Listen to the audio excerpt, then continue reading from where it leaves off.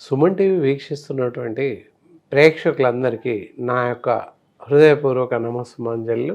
నేను మీ doctor D Balakrishnan, Ayurveda వైద్యరత్న, Shri Kaushik Ayurveda multi therapy hospital, Mehdipatnam, Dilsukhnagar, Hyderabad నుండి మాట్లాడుతున్నాను. రెండు పేర్లు చెప్తున్నామని ఆలోచన రావచ్చు, అనుమానం రావచ్చు. కాకపోతే మా ఆసుపత్రి గత 40 సంవత్సరాలుగా దిల్సుఖ్ నగర్ ప్రాంతంలో ఉంది. దిల్సుఖ్ నగర్ రాజధాని థియేటర్ బ్యాక్ సైడ్లో.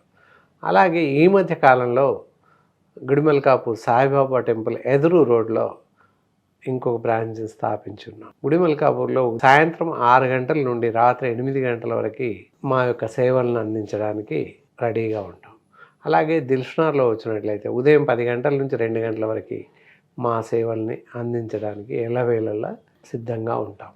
కనుక ఈ సేవల్ని మీరందరూ అందిపుచ్చుకొని ఎక్కడి ప్రాంతం వాళ్ళు ఆ ప్రాంతంలో మా సేవలను వినియోగించుకుంటారని ఆశిస్తున్నాను.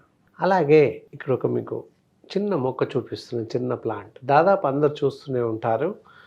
ఇళ్ళల్లో కొంత నీళ్లు చేరిన దగ్గర లేదా గోడల పక్కకి దారిలో వెంబడి ఇలాంటి మొలక కనిపిస్తూ ఉంటుంది. ఏ మొక్క అనేది ఈ మధ్య కాలంలో ఇప్పుడున్న తరం వాళ్ళకి దాదాపుగా తెలియదనే చెప్పాలి. పూర్వకాలంలో మేము చిన్నగా ఉన్నప్పుడు బాల్యావస్థలో మేము ఎలిమెంటరీ స్కూల్లో చదువుతున్న పరిస్థితుల్లో ఈ ఆకు గురించి చాలా ప్రశస్తంగా చెప్పేవాళ్ళు. ప్రశస్తంగా అంటే ఔషధ విలువలు ఉన్నాయని మాకు తెలియదప్పుడు, కానీ స్కూల్లో బ్లాక్ బోర్డుకి ఇది పెట్టేవాళ్ళం. ఈ ఆకు పసరు ప్లస్ కాస్త కార్బన్, బొగ్గు అంటే అందరికి తెలుసు. ఆ పౌడర్ బొగ్గు అంటే కూడా ఇప్పుడు తెలియట్లేదు. కట్టె కాలిస్తే వస్తుంది, వుడెన్ చెక్కను కాలుస్తూ ఉన్నట్లయితే వస్తాయి బ్లాక్ బొగ్గులు. ఆ బొగ్గు ప్లస్ ఇది దీని పసరు రెండు నూరేసి ఫేస్లా చేసి బ్లాక్ బోర్డుకు పెట్టేవాళ్ళు. దానివల్ల బోర్డు చాలా కొత్తగా బ్లాక్గా తయారైంది. ఎవ్రీ 1 మంత్కి 15-20 డేస్కి 1 మంత్కి అలా బ్లాక్ బోర్డు పెట్టాం. స్లేట్స్ కూడా మేము అప్పుడు రాస్తున్నటువంటి స్లేట్స్ బ్లాక్ కలర్ స్లేట్స్ ఉండేవి.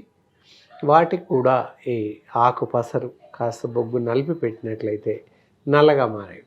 అది అప్పుడు మాకు అవసరం ఉన్న పరిస్థితుల్లో వాడుకునేవాళ్ళం. ఎక్కువగా చెక్క స్లేట్స్ వాడేవాళ్ళం, అందువల్ల ఇది వాడేవాళ్ళం. మామూలు స్లేట్స్ కూడా ఇది పనిచేసేది. అయితే ఇది మన మామూలు వాడక భాషలో వాడద్దు. దీన్ని ఏంటంటే నల్లాలం అని కొన్ని ప్రాంతాల్లో అంటారు, కొన్ని ప్రాంతాల్లో గడ్డి చేమంతి లేదా చిట్టి చేమంతి అంటారు. గడ్డి పువ్వు కనుక గడ్డి చేమంతి అంటారు.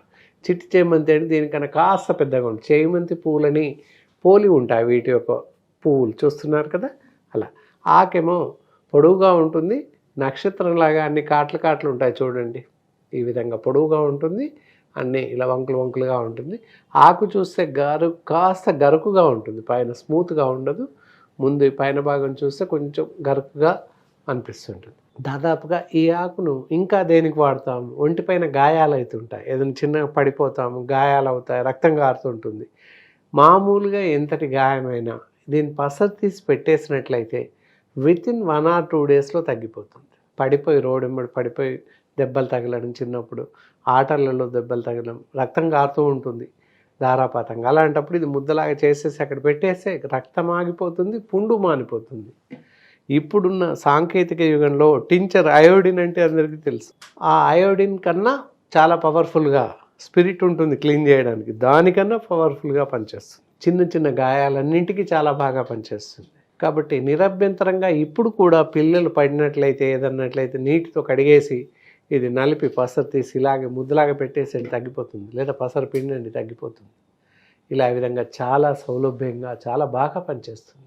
ఈ విధంగా చాలా ఉపయోగాలు ఉన్నాయి. ఇంకా మరీ ముఖ్యమైన ఉపయోగం ఏంటంటే చాలామంది జుట్టు తెల్లగా అయిపోతుంది, డ్రై హెయిర్స్, వైట్ హెయిర్స్ వస్తున్నాయి, గ్రై హెయిర్స్ వస్తున్నాయని చాలా కంప్లైంట్. చిన్న పిల్లలకు కూడా అలాగే తయారవుతుంది. పెద్ద వయసుతో నిమిత్తం లేకుండా, అలాగే ఆడ మగ భేదం లేకుండా అందరికీ వైట్ హెయిర్స్ వస్తున్నాయి, అలాగే గ్రై హెయిర్స్ వస్తున్నాయి, హెయిర్స్ పగిలిపోతున్నాయి, ఇలాంటివి సంభవిస్తున్నాయి, చిట్లిపోతున్నాయి వెంట్రుకలు. కేశ్ సంబంధమైనటువంటి జబ్బులకి చాలా బాగా పనిచేస్తుంది. గుప్పెడు ఆకు తీసేసుకొని రసంలాగా చేసి ఇలా ఫేస్లాగా చేసేసి లేదా రసం వచ్చేలాగా పెట్టేసి తల కొంచెం తడిపేసి తలకి స్కల్ పైన ఈ పసరు పెడుతూ ఉండాలి. వారంలో 2 రోజులు 3 రోజులు పెడుతూ ఉండండి. ఎలాంటి హెయిర్ డై కానీ హెయిర్ కలర్ కానీ అక్కర్లేదు, ఆర్టిఫిషియల్ హెన్నా కూడా అక్కర్లేదు. ఈ హెన్నాస్ ఇవన్నీ కూడా ప్రమాదకారి, కలర్స్ ప్రమాదకారి. దీనివల్ల ఇలా పెడుతూ ఉండడం వల్ల ఏంటంటే క్రమక్రమంగా వెంట్రుకలు నలుపు రంగులోకి మారిపోయే అవకాశం ఉంటుంది. కాబట్టి దీన్ని సర్వత్రా అందరూ వాడచ్చు. దీనివల్ల ఎలాంటి హాని కానీ ప్రమాదకరం కానీ లేదు. ఇది పెట్టేసి ఒక 15 నిమిషాలు అలాగే ఉంచండి. ఆ తర్వాత మామూలు వాటర్తో కడిగేసేయండి, సరిపోతుంది. ఏ షాంపూ కానీ ఇంకేది అక్కర్లేదు, మామూలు వాటర్తో కడిగేయండి. వారంలో 2 రోజులు 3 రోజులు చేయండి. తప్పకుండా మీ వెంట్రుకలు మెల్లిమెల్లిగా నలుపు కలర్లోకి మారిపోతుంటాయి, బ్లాక్కి చేంజ్ అవుతూ ఉంటాయి. అలాగే కేశాలు ఊడే పరిస్థితి నుంచి కూడా ఆగిపోయే అవకాశం ఉంటుంది. నిరభ్యంతరంగా అందరూ వాడచ్చు, చిన్న పెద్ద భేదం లేకుండా. అలాగే తలపైన కురుపులు అవుతుంటాయి, చౌటుపొక్కుల చిన్న చిన్న కురుపులు అవుతుంటాయి. కురుపులై వాటి నుంచి నీరు కారడం లేదా రసకారు చిన్న చిన్న కురుపుల నుంచి రక్తంగా ఇలా అవుతుంటాయి. అలాంటి పుళ్ళు కూడా కాకుండా కాపాడుతుంది.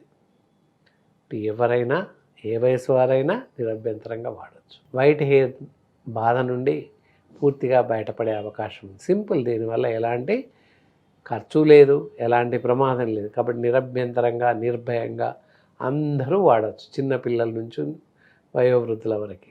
చాలా బాగా పనిచేస్తుంది, వాడండి. దీంతో పాటుగా ఇంకా బాగుండంటే ప్రతి వాళ్ళు కూడా ప్రతిరోజు హెయిర్ ఆయిల్ తప్పకుండా వాడాలి. ఎలాంటి హెయిర్ ఆయిల్ వాడాలి అంటే హెర్బల్ హెయిర్ ఆయిల్ వాడండి. తల స్నానం చేయడానికి ఈ షాంపూస్ ఏవి వాడకండి, హెర్బల్ షాంపూస్ కానీ ఇలాంటి ఏవి వాడకండి. తప్పనిసరిగా కుడికాయల రసం కానీ లేదా ఇతరత్ర సీకాకాయ పౌడర్ కానీ వాడండి. అంతేకాని సబ్బులు షాంపూస్ వాడకండి. అలా అయితే మంచి హెయిర్ గ్రోత్ వస్తుంది, అలాగే హెయిర్ బ్లాక్ అయ్యే అవకాశం ఉంటుంది. కాబట్టి ఈ సూచనలన్నీ పాటిస్తూ ఈ ఇందాక చెప్పినటువంటి గడ్డి చేమంతి లేదా నల్లాలం అంటాం, ఈ ఆకు పస తీసి ప్రతి వారానికి 2 రోజులు తలకి అప్లికేషన్ ఫేస్లా పెట్టేసేయండి. పావుగంట అలాగే ఉంచి నీటితో కడిగేసేయండి, సరిపోతుంది. ఓకే, ఇవన్నీ పాటిస్తూ మీ కేశాలని పూర్తిగా వృద్ధిపరచుకుంటారని ఆశిస్తూ సెలవు తీసుకుంటున్నాను.